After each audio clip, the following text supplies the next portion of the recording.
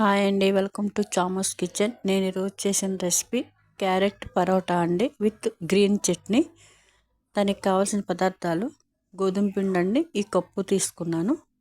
కారం, పసుపు, సాల్ట్ అండి, కసూరి మెత్తి, జీలకర్ర, గరం మసాలా, క్యారెట్, కొత్తిమీర అండి. క్యారెట్లు 2 తీసుకున్నాను. మెత్తి హాఫ్ స్పూను, జీలకర్ర half spoon, garam masala half spoon అండి. ఇప్పుడు గోధుమ పిండి కలుపుకుందామండి. చాలా హెల్తీ రెసిపీ అండి ఇది. నేను వెయిట్ లాస్ రెసిపీస్ పెడుతున్నాను కదా, దానిలో ఇది ఒకటండి. ఇప్పుడు కొంచెం సాల్ట్ వేసుకోవాలండి, పసుపు, కారం వేసుకోవాలండి. మీరు నేను చేసిన రెసిపీ ఒక్కసారైనా ట్రై చేయండి. ఇప్పుడు జీలకర్ర, గరం మసాలా అట్లా కలుపుకోవాలి. మంచిగా అవి కలిసేటట్టు ముందు పిండిలోనండి. తర్వాత క్యారెట్ వేసుకోవాలి అంతా. ఇప్పుడు కొత్తిమీర అండి.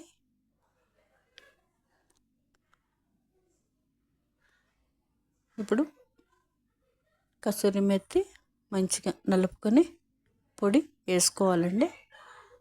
అన్నీ కూడా మంచిగా కలుపుకొని, మంచిగా మనం చపాతీ ఎలా కలుపుకుంటామో అదే విధంగా కొన్ని వాటర్ పోసుకుంటూ కలుపుకోవాలండి. మంచి రెసిపీ అండి, డైట్కి చాలా మంచి రెసిపీ అండి. డిన్నర్కైనా, లంచ్కైనా, దేనికైనా తీసుకోవచ్చండి, బాగుంటుందండి. ఇలా మంచిగా కలిసేటట్టు చూసుకుంటూ కలుపుకోవాలి. ఇలా మంచి కలవాలి క్యారెట్ అంతా కూడా. ఇలా ముద్దలా చేసుకోవాలి. కొంచెం ఆయిల్ వేసుకోవాలి, ఒక 1/2 స్పూను కంటే తక్కువే ఆయిల్ వేసుకుని మళ్ళీ కలుపుకోవాలి. ఇలా చేసుకోవాలండి, అట్లా రావాలి. ఇప్పుడు గ్రీన్ చట్నీకి అల్లం చిన్న ముక్క, ఎల్లుల్లిపాయలు ఒక 3 రేకలు అలా వేసుకుని, కరివేపాకు, పుదీనా వేసుకోవాలండి. పచ్చిమిరపకాయలు అవసరం లేదు, కావాలంటే వేసుకోవచ్చు. నేనైతే వేయలేదండి. సాల్ట్ వేసుకున్నాం కదా. కొంచెం పంచదార అండి, 1 స్పూన్ పంచదార వేసుకోవాలి. మంచిగా మిక్సీ పట్టుకోవాలండి. పెరుగు తీసుకున్నానండి, ఒక 2 స్పూన్లు పెరుగు తీసుకున్నాను. అది కలిసే వరకు ఈ గ్రీన్ చట్నీ మిక్సీ పట్టుకున్నాము కదా, ఇది వేసుకుంటూ ఉండాలండి. మంచిగా కలిసే వరకుని. పెరుగు ఎంతో కదండి, మీ ఇష్టం. ఎక్కువ కావాలనుకుంటే కొంచెం 1 స్పూన్ ఎక్కువ వేసుకోవచ్చు. అలా చేసుకుని నిమ్మకాయ, ఒక 4 చుక్కలు నిమ్మకాయ పిండుకుంటే బాగుంటుందండి. దాంట్లోకి పరోటాలోకి ఇట్లా కారం కావాలితే వేసుకోవచ్చండి, మళ్ళీ చెప్తున్నాను. ఇప్పుడు ఇలా చేసుకోవాలి, చపాతీలాగా చేసుకోవాలి రౌండ్గానే. ఇలా ముక్కలు చేసుకుందాం, 4 ముక్కలు. 4 వచ్చినాయండి పరోటాలు. ఇట్లా ఒక్కొక్కటి చేసుకొని పెట్టుకోవాలి.